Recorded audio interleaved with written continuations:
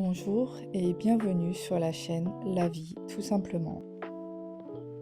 Faire de soi sa priorité, c'est évidemment très compliqué parce qu'on a peur d'être jugé, on a peur d'être dit égoïste, on a peur que les gens s'éloignent de nous parce qu'on se choisit.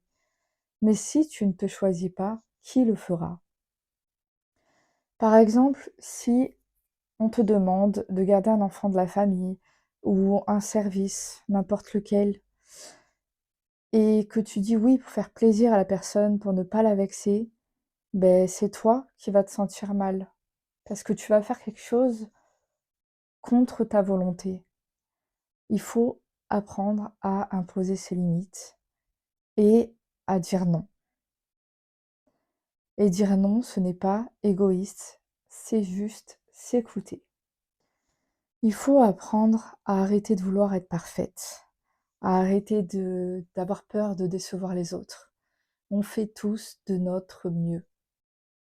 Il faut comprendre aussi que tu ne peux pas régler les problèmes de tout le monde. Tu ne peux pas être là tout le temps pour tout le monde parce que ça va juste t'épuiser. Il ne faut pas que tu arrêtes de faire ce que tu es en train de faire pour accourir, pour réaliser les demandes des autres. Si tu es en train de faire quelque chose, qu'on te demande un service, si tu n'as pas envie sur le moment, tu dis tout simplement je termine ça et j'arrive. Il faut apprendre à respecter le temps de chacun. Pour le monde du travail, par exemple, j'ai beaucoup pris de postes, que je savais qui n'allaient pas me convenir. Je suis beaucoup restée dans des travails qui m'ont épuisée mentalement, physiquement. Tout ça pour, dire, beh, je suis obligée parce qu'il y a des factures à payer. Mais en fait, on se met une pression de dingue, alors que quand on n'est pas seul, évidemment, bah, tout ça ne dépend pas que de nous.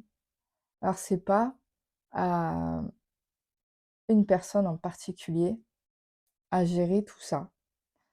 Mais ça doit être une égalité. Et moi, je me suis toujours mis une pression alors que ma compagne pouvait totalement aussi, subvenir à nos besoins. Mais voilà, c'est une chose que j'apprends encore à arrêter de vouloir tout contrôler. Enfin même c'est pas tellement ça, c'est pas tout contrôler, c'est le genre, si je le fais pas, on va pas s'en sortir. Alors que si, totalement. Mais aujourd'hui, j'ai dit stop, je me suis écoutée. Bon, mon travail m'a laissé tomber ce qui est bien tombé, on va dire, pour moi. Mais je me sens beaucoup mieux, mentalement, physiquement. Bon, évidemment, il va falloir que je retourne travailler parce que, beh, j'ai plein de projets sur les réseaux avec ma boutique, mais ça prend du temps. Donc, c'est pas demain que je vais en vivre. Mais voilà, je pense que je chercherai des travails à mi-temps et qui me correspondent surtout. Je ne ferai plus des ménages qui m'épuisent. Je ne me forcerai plus à travailler le week-end si j'en ai pas envie. Je trouverai un travail adapté. Et puis voilà. Dans le contexte personnel, je suis quelqu'un qui ne supporte pas voir des gens tout le temps. Et ma famille, ils sont très faire des repas tous les week-ends, tout ça. Et des fois, je dis non. Je dis non parce que je suis fatiguée et je ne me force pas et ils le comprennent tout à fait. C'est-à-dire que, beh, j'écoute mon corps et j'écoute, mes envies. Si j'ai envie de rester chez moi parce que je suis trop fatiguée, je dis non et je reste chez moi. Et après, même si les gens viennent à le prendre mal, ça ne doit pas être ton problème, en fait. S'ils ne sont pas capables de voir que tu as besoin de tranquillité, de en fait, c'est juste que les gens ne supportent pas que tu puisses te passer d'eux ou que tu puisses leur dire non. Mais en fait, une fois que tu sais te dire oui, automatiquement, tu dis non aux autres. Mais aussi, il faut comprendre que quand tu dis oui, bah, quoi tu dis non? Par exemple, tu te forces à aller dans une soirée alors que tu n'en as pas envie. Du coup, tu dis oui à la personne et tu dis non à ta tranquillité, à ta mentalité et tu vas passer la soirée, en fait, dans le mal parce que, tu avais pas envie d'être là. Prendre aussi l'exemple, de quand tu veux faire un projet, par exemple ouvrir une boutique en ligne ou être sur les réseaux. Ton entourage, souvent, va te mettre en garde, va te dire, «Tu devrais pas faire ça, il faut un vrai travail», tout ça. Bon, pour moi, c'est un vrai travail, la création de contenu, mais ça, c'est un autre débat. Et en fait, à ce moment-là, il faut que, tu t'imposes, que tu te choisisses. C'est ça que tu veux faire, fais-le.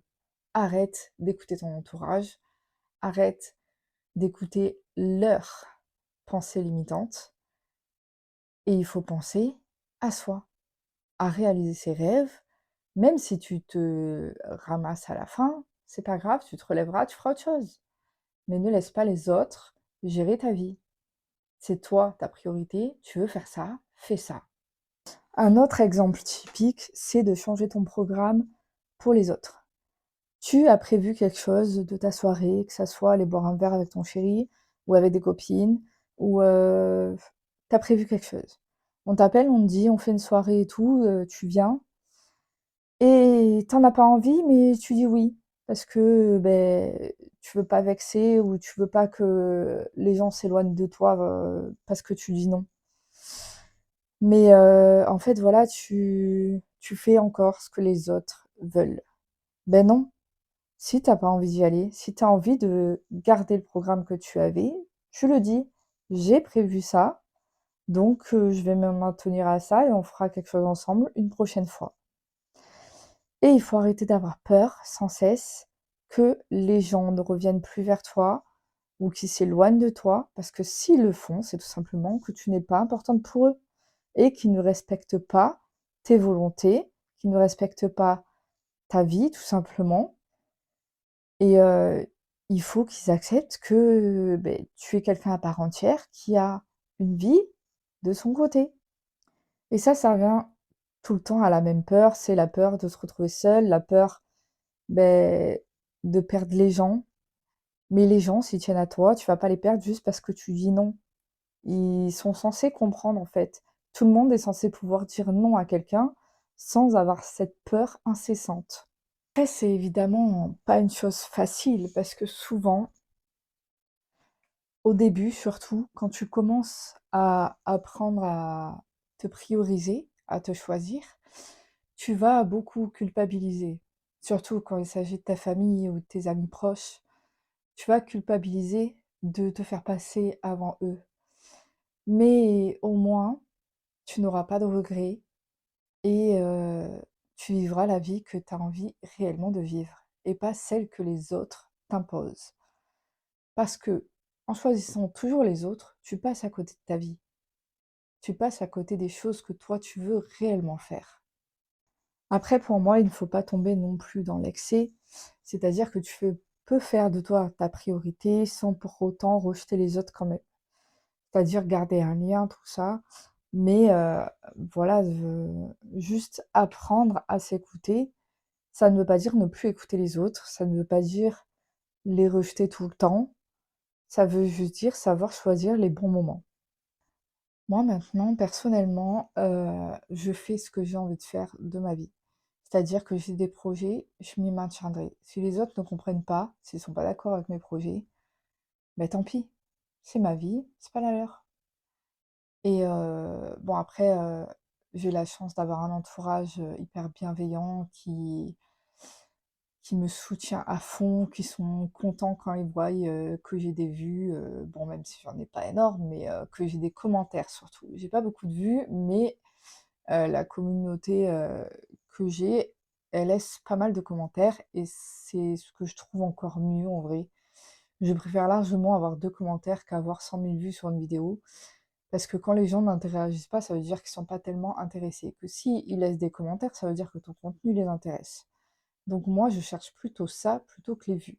Même si bon, une fois que tu es sur les réseaux, les vues, ça devient une obsession. Mais bon, après, sans parler de création de contenu, c'est pour tout pareil en fait.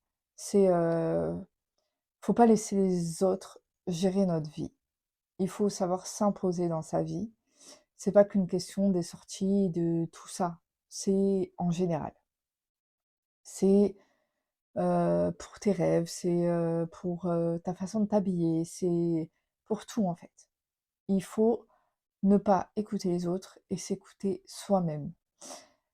Et voilà, si tu fais de toi ta priorité, tu verras que ta vie sera de plus en plus alignée à la personne que tu es réellement. Faire de soi sa priorité, c'est juste apprendre à s'écouter, respecter ses limites et arrêter d'être tout le temps disponible pour les autres.